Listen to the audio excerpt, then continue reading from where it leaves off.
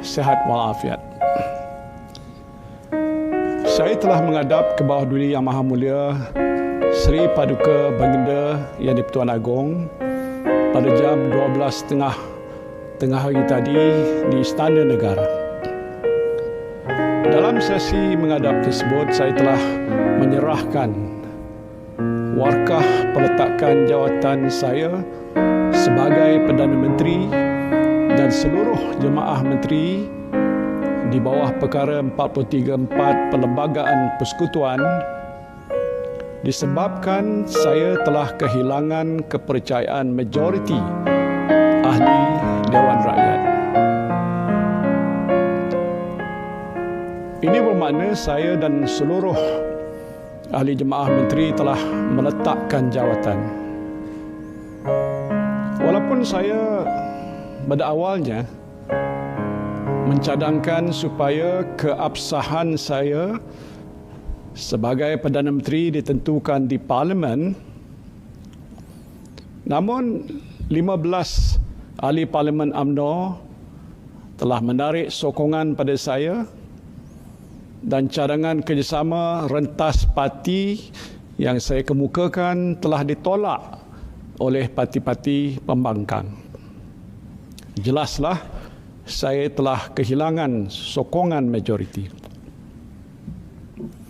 Jadi tak perlulah lagi keabsahan saya sebagai Perdana Menteri ini ditentukan di Parlimen. Maka pada hari ini saya meletakkan jawatan sebagai Perdana Menteri dan jawatan seluruh ahli jemaah menteri sebagaimana yang dikendaki oleh Perlembagaan Persekutuan.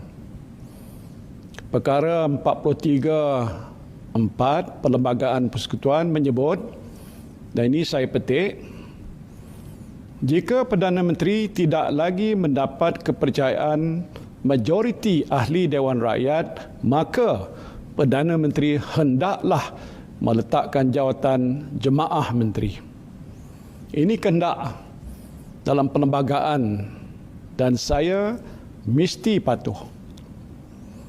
Rayuan ikhlas daripada jutaan rakyat Malaysia agar saya meneruskan tugas saya dan jangan meletak jawatan saya dengar. Namun rayuan ini tidak dapat saya sambut kerana saya telah kehilangan kepercayaan majoriti ahli Dewan Rakyat. Tindakan saya ini adalah selaras dengan sumpah jawatan saya untuk sentiasa menjunjung, melindungi dan mempertahankan perlembagaan.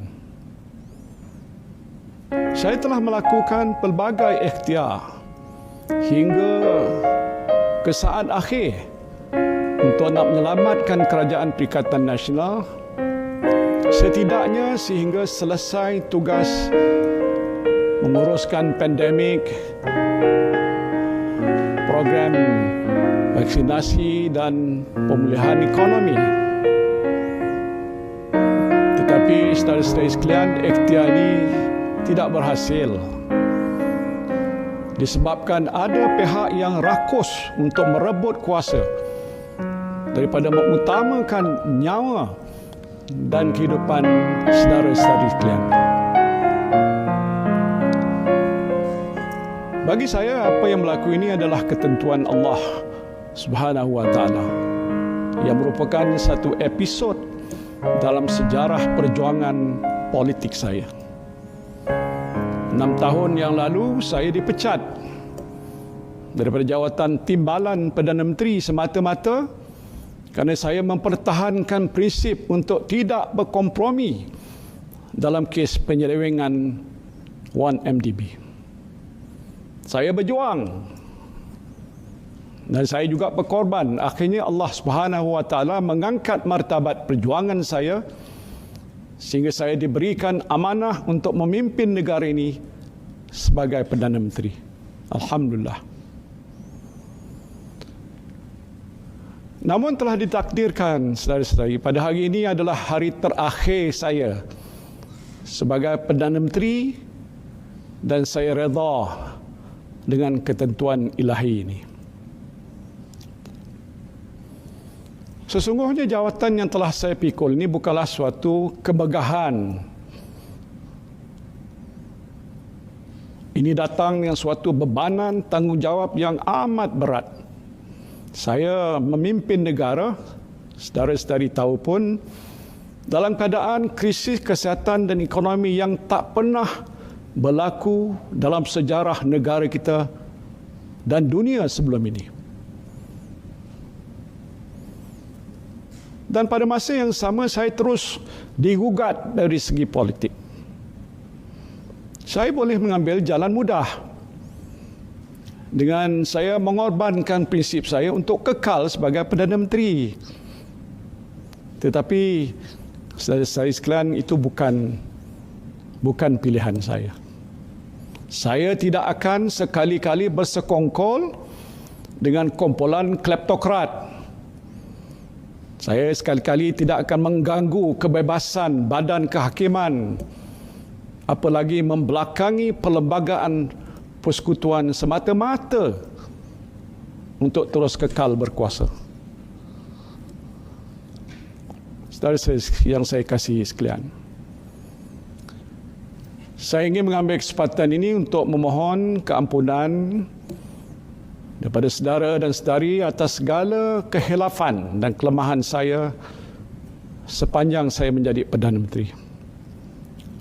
Saya dan rakan-rakan jemaah menteri yang telah cuba melakukan yang terbaik untuk menyelamatkan nyawa dan melindungi kehidupan saudara dan saudari sekalian dalam tempoh krisis yang masih kita hadapi pada masa ini.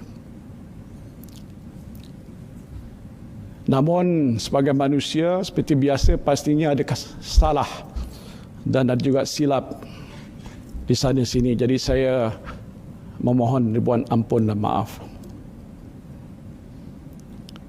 Saya berharap kerajaan baru nanti akan dapat dibentuk dengan segera supaya pentadbiran negara kita ini tidak terganggu dan dapat berjalan seperti biasa. Tempoh 2 bulan ke hadapan itu adalah amat penting kerana dijangka mencapai imuniti kelompok pada bulan Oktober, insya-Allah.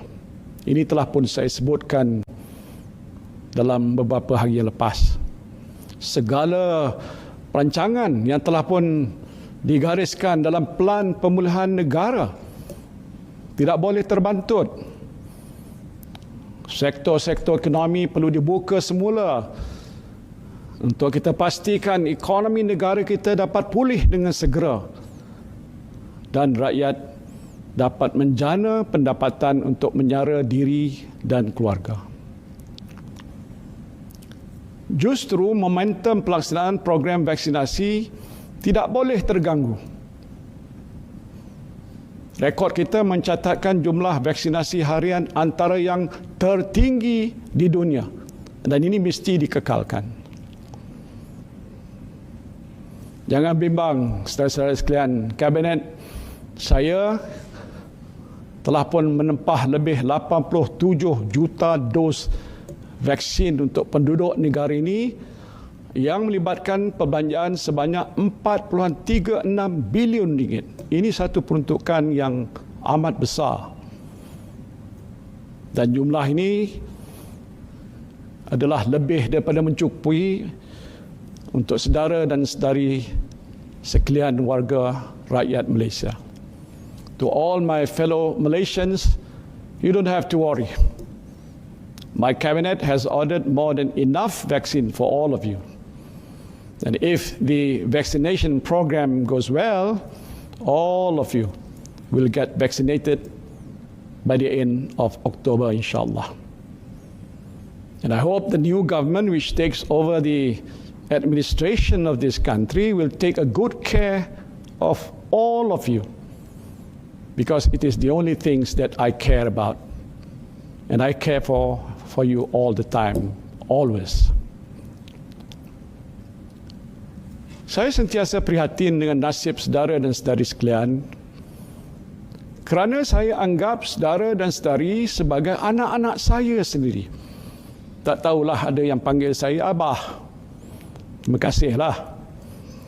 Kerana itu saya telah menekankan bahawa kebajikan saudara dan saudari menjadi keutamaan kerajaan Perikatan Nasional, iaitu sebuah kerajaan yang amat prihatin rakyat.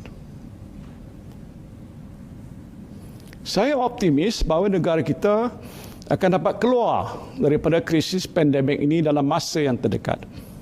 Saya teruja kerana saya melihat perkembangan positif beberapa hospital di Lembah Kelang, di mana jumlah kemasukan pesakit COVID-19 kategori 4 dan 5 semakin berkurangan. Mudah-mudahan pula dengan program vaksinasi yang semakin meningkat, lebih banyak lagi nyawa akan dapat diselamatkan dan saudara-saudari dapat kembali menjalani kehidupan saudara-saudari seperti biasa. Saudara dan saudari yang saya kasihi sekalian, saya mengambil kesempatan ini untuk mengucapkan jutaan terima kasih pada para frontliners kita. Selalu saya ucapkan terima kasih. Ini saya nak ucapkan terima kasih sekali lagi pada frontliners kita yang saya tahu terus-menerus bertungkus lumus siang malam. Untuk apa? Untuk memerangi pandemik COVID-19. Tidak lupa juga ucapan terima kasih saya buat pada semua penjawat awam yang saya tahu telah memberikan kerjasama sepenuhnya kepada saya dalam melaksanakan dasar-dasar yang diputuskan oleh Kerajaan Perikatan Nasional. Saya berharap segala dasar yang baik untuk rakyat dapat diteruskan pada masa akan datang. Saya juga ingin mengucapkan terima kasih pada pihak industri, para pekerja, pertubuhan bukan kerajaan, pimpinan masyarakat dan semua pihak yang telah pun membantu Kerajaan Perikatan Nasional menyampaikan khidmat yang terbaik kepada anda semua saudara-saudari sekalian. Saya juga merakamkan ucapan terima kasih yang tidak terhingga kepada rakan-rakan jemaah menteri saya yang telah pun berkorban masa, berkorban tenaga bersama saya selama ini. Terima kasih juga saya ucapkan pada pengurusan tertinggi Kerajaan Persekutuan, termasuk Ketua Setiausaha Negara, Peguam Negara, Ketua Pengarah Kesihatan Malaysia, Ketua Polis Negara, Panglima Angkatan Tentera, Ketua Pengarah Majlis Keselamatan Negara dan lain-lain pegawai yang tidak dapat saya sebutkan satu persatu. Anda semua telah banyak membantu saya untuk menjalankan tugas dan amanah menguruskan negara di waktu pandemik ini. Terima kasih saya ucapkan. Dan ucapan terima kasih paling istimewa tentunya buat isteri saya yang tercinta dan keluarga saya yang menjadi sumber inspirasi saya sejak daripada dahulu hinggalah ke hari ini. Terima kasih juga pada kepimpinan bersatu, pimpinan tertinggi Perikatan Nasional dan dari parti-parti PAS, STAR, SAPP, Gerakan, pimpinan Gabungan Parti-Parti Sarawak, pimpinan MCA, MIC dan sebahagian ahli Parlimen UMNO yang terus memberikan sokongan kepada saya hinggalah ke saat ini. Kepada seluruh rakyat Malaysia saya ucapkan terima kasih di atas sokongan saudara-saudari sekalian. Saya akan terus berbakti kepada anda serta sentiasa mendoakan kesihatan dan kesejahteraan anda semua. Kekal bertenang ya. Mudah-mudahan ke bawah duli Yang Maha Mulia Seri Paduka Baginda Yang di-Pertuan Agong diberikan rahmat kebijaksanaan untuk memilih Perdana Menteri yang baru menurut kehendak Perlembagaan Persekutuan. Marilah kita bersama-sama mendoakan agar Allah Subhanahu wa taala sentiasa memelihara keselamatan dan keamanan negara kita dan juga mengekalkan perpaduan seluruh rakyat Malaysia. Bismillahirrahmanirrahim. Alhamdulillahirabbil alamin. Wassalatu wassalamu ala asyrafil anbiya'i wal mursalin wa ala alihi wa sahbihi ajmain. Ya Allah, ya Rahman, ya Rahim, Engkau kurniakanlah kerahmatan pada kami. Engkau lindungilah keselamatan dan keamanan negara kami. Engkau peliharalah kesihatan dan kesejahteraan hidup kami. Engkau lenyapkanlah penyakit coronavirus dari muka bumimu ini, ya Allah. Ya Allah, ya Rahman, ya Rahim, Engkaulah yang mempunyai segala kepujian. Engkaulah yang berhak menerima segala kesyukuran. Engkaulah yang memiliki segala pemerintahan. Di tangan Engkaulah segala kebajikan, kepada Engkaulah kembali segala urusan. Rabbana atina fid dunya hasanah wa fil akhirati hasanah wa qina azabannar. Amin ya rabbal alamin. Wabillahi taufiq wal hidayah. Wassalamualaikum warahmatullahi wabarakatuh.